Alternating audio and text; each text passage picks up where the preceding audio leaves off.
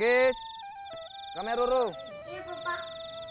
Mai, bantu papa mau unggu Ruru. Mai. Usai menjalankan ibadah sholat dan makan malam, temanku dan bapaknya menyiapkan kelengkapannya untuk turun malam ini mencari ikan. Bapaknya adalah seorang nelayan yang setiap harinya turun menangkap ikan di malam hari. Dan besok pagi pulang dengan membawa hasil tangkapannya. Jadi, mau jadi Manawi? Boleh. Naga cuaca. Ayo, sudah tahu begitu. Tabungu, tabungu anu. Iya. Oh iya. Baru itu nih, iya. Oh isi pengannya. Agis, mesaga Agis. Kamu mau hatak ya? No. Naga cuaca mereka kan?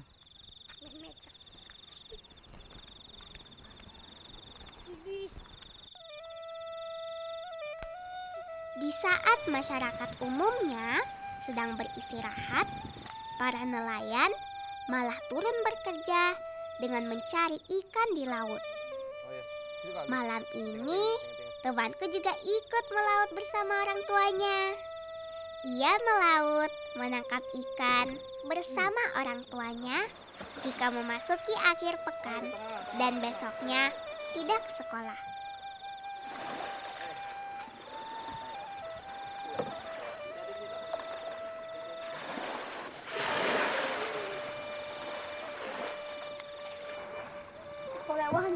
Cuaca malam ini cukup bersahabat. Walau dingin malam mulai terasa.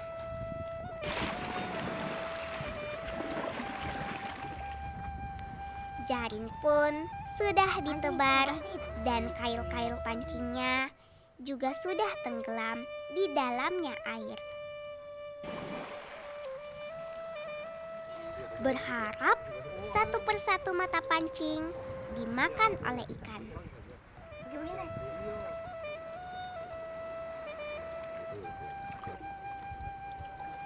Jika rasa kantuk datang, itu biasa.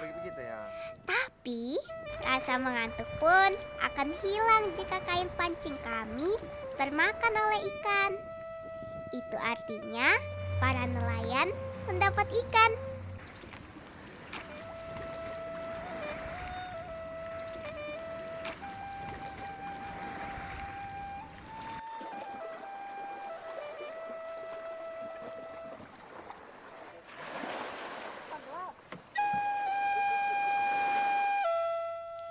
Inilah kampung kami, kampung nelayan. Karena sebagian besar profesi orang tua kami adalah nelayan. Kampung kami dulu tidak seperti ini keadaannya. Pesisir pantainya begitu cantik dan dipenuhi deretan perahu-perahu nelayan dengan berbagai bentuk dan warnanya.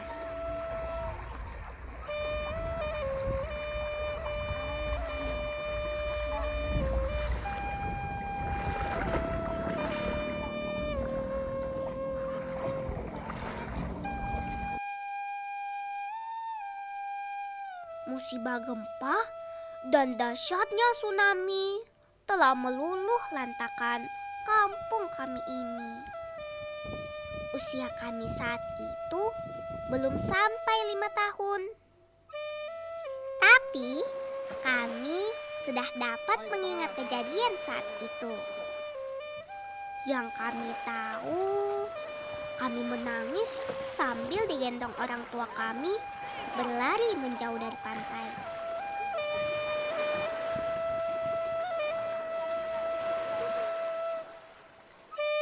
Puing-puing rumah yang roboh oleh gempa dan bangunan yang sudah tidak utuh menjadi saksi dan cerita yang tidak akan pernah kami lupakan. Namun, sedikit demi sedikit warganya sudah membangun kembali, walau belum terlihat besar dan permanen. Paling tidak sudah dapat ditempati sebagai hunian. Sebagian warga tidak mau direlokasikan ke tempat yang baru. Mata pencarian hidup mereka adalah nelayan. Sedangkan tempat yang disiapkan jauh dari pantai, jauh dari aktivitas mereka setiap hari.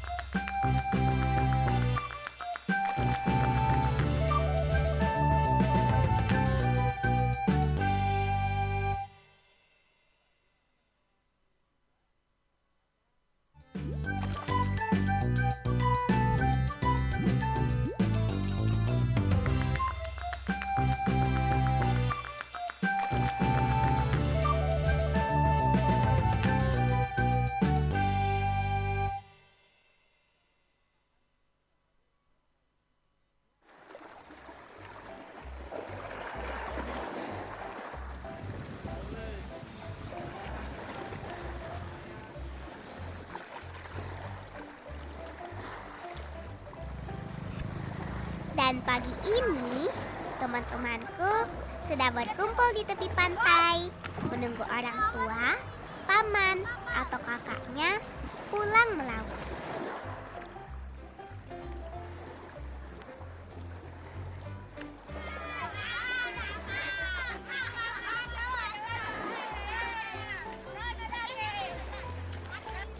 Hari ini, suasana pantai kelihatan ramai dengan banyaknya warga berkumpul di pinggir pantai. Istilah orang di sini, badola ikan. Sejak subuh, mereka sudah ada di sini. Sebagian besar mereka yang badola ikan ini bukanlah warga kampung kami. Tapi mereka adalah para penjual ikan yang khusus menjual ikan-ikan batu, istilah terang di sini.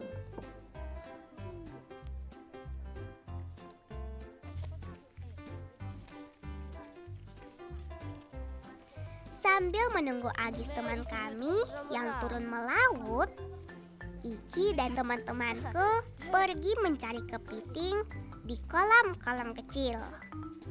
Jika air pasang, airnya akan terlihat seperti tambak ikan.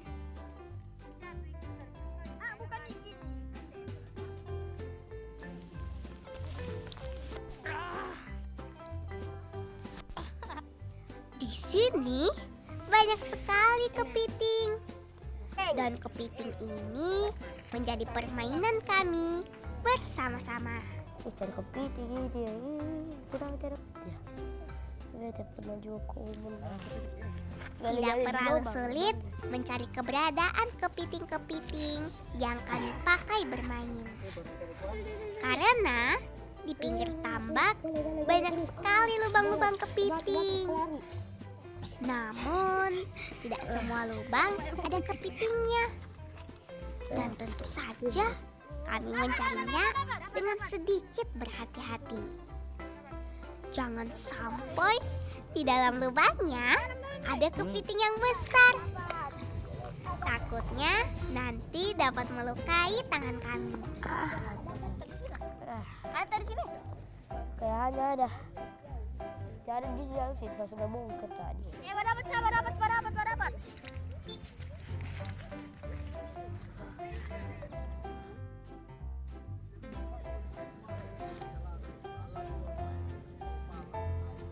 Ada satu teman kami yang paling kecil, namanya Bisma.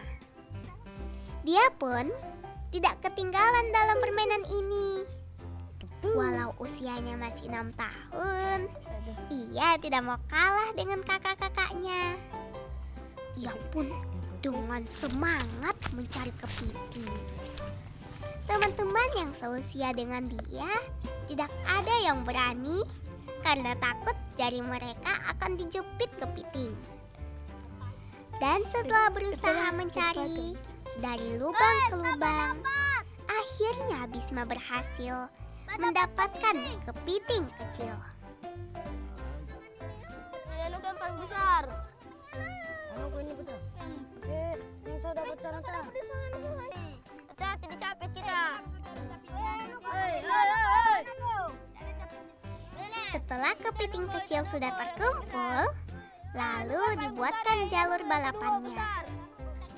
Kepiting kecil ini tidak berbahaya kok. Jika capitnya menjepit jari kami, tidak terasa sakit karena capitannya belum kuat.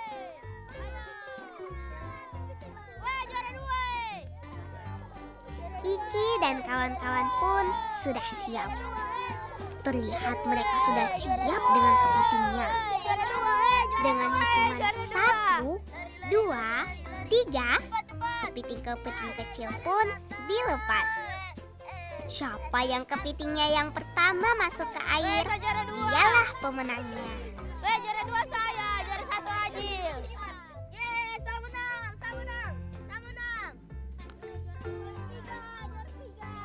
Juara 2 saya. Juara 2 tadi saya.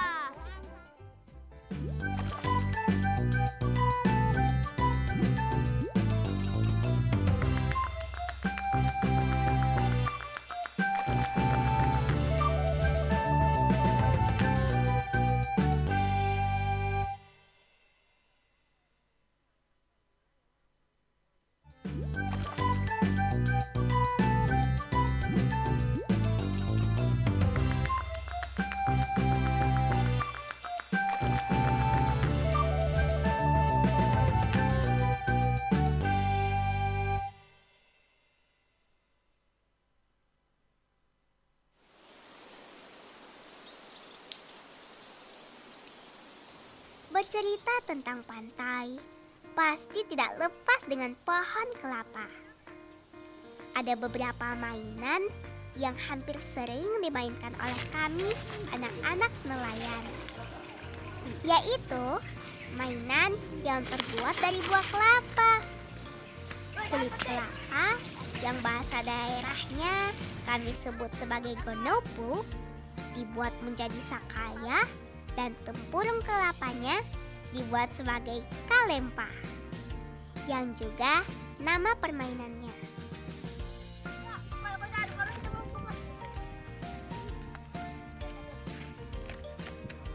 Tidak susah mencari gonopu dan tempurung kelapa, karena di bawah pohon kelapa, di pinggir tambak, atau di halaman pasti banyak dijumpai. Iki dan kawan-kawan mengumpulkan gonopu yang bisa dibuatkan perahu dan tempurung.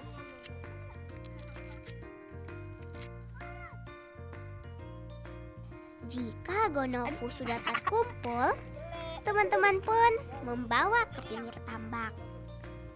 Di sana, gonopu tersebut dibentuk menjadi sakaya.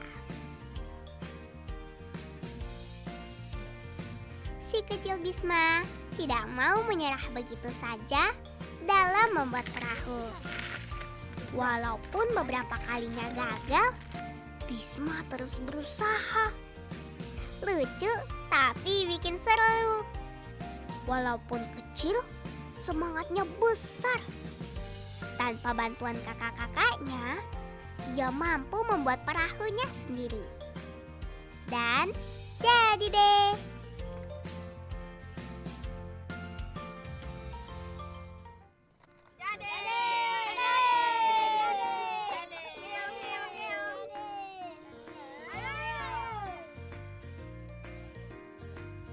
Lomba sakaya pun dimulai. Teman-teman sudah siap dengan sakayanya masing-masing. Dan sakaya pun siap dilepas di air.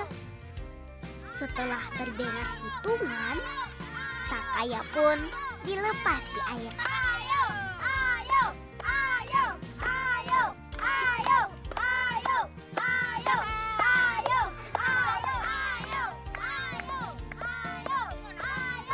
Sorak-sorai dan tawa lepas teman-temanku adalah kegembiraan dan ceria mereka dalam permainan ini.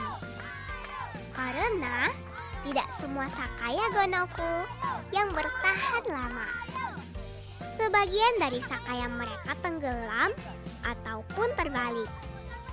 Ini yang membuat tertawa mereka lepas. Dan yang sempurna membuat Sakaya Gonofu dianggap yang menang karena Sakaya dapat bertahan dan mampu berlayar lazimnya perahu sesungguhnya.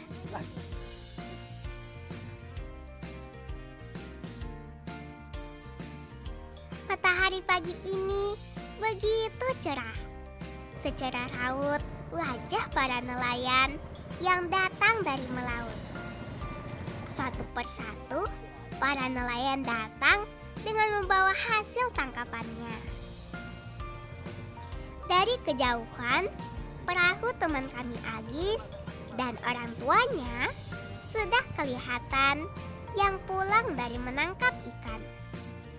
Sepertinya hari ini Agis membawa pulang ikan yang banyak. Bagi Agis, ini pengalamannya yang kesekian kali diajak oleh orang tuanya untuk menangkap ikan. Dan hanya diikutkan pada akhir pekan saja, pada saat libur sekolah di akhir pekan.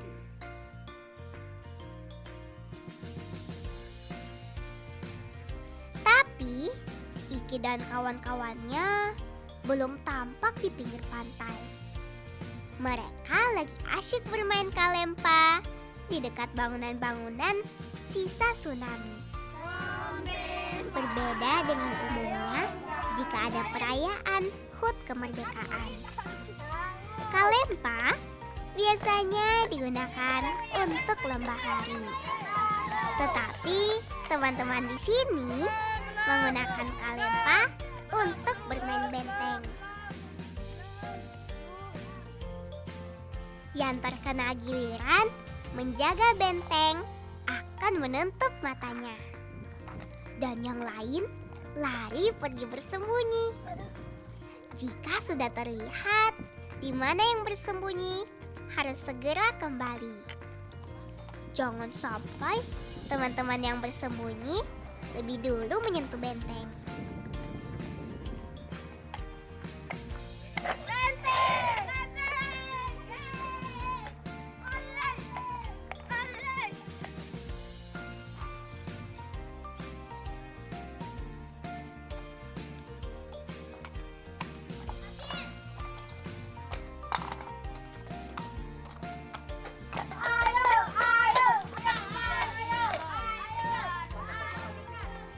Jika ada yang tertangkap, harus menerima hukuman. Hukumannya adalah menutup matanya dengan kain dan menebak siapa temannya yang ia tangkap pada saat mengelilinginya. Ini keseruan permainan kalempa di kampung kami. Jika yang ditangkap namanya salah ditebak, akan menjadi tawa dan canda teman-teman yang lain.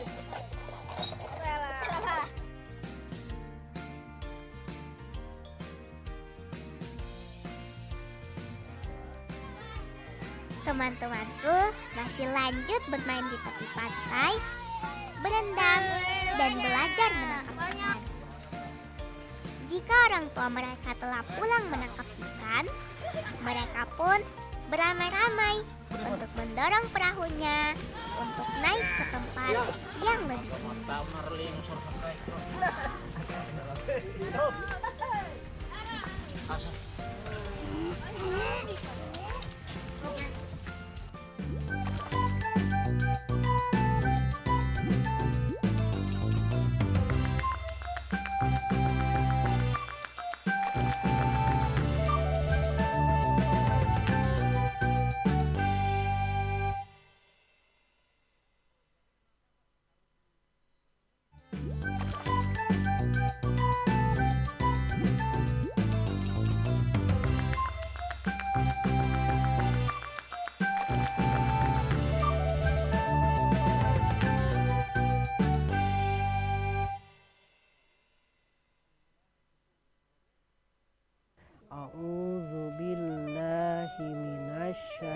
Bismillahirrahmanirrahim. Bismillah. Di sore hari, teman-teman pun rutin belajar menulis dan membaca Al-Quran. Pengajian di akhir pekan berbeda dengan hari-hari pada saat waktu sekolah. Karena sebagian temanku ada yang bersekolah hingga sore hari dan tidak bisa kumpul dan mengaji bersama.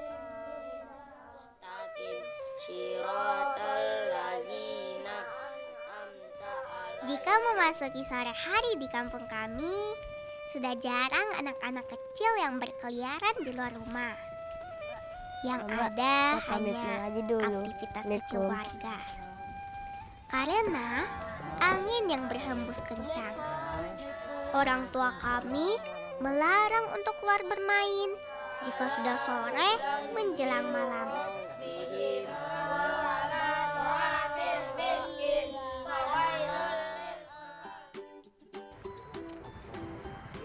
Inilah cerita Nganasakaya di kampung kami. Kami bangga sebagai anak nelayan. Karena tidak semua anak-anak seusia kami yang bersahabat dengan laut.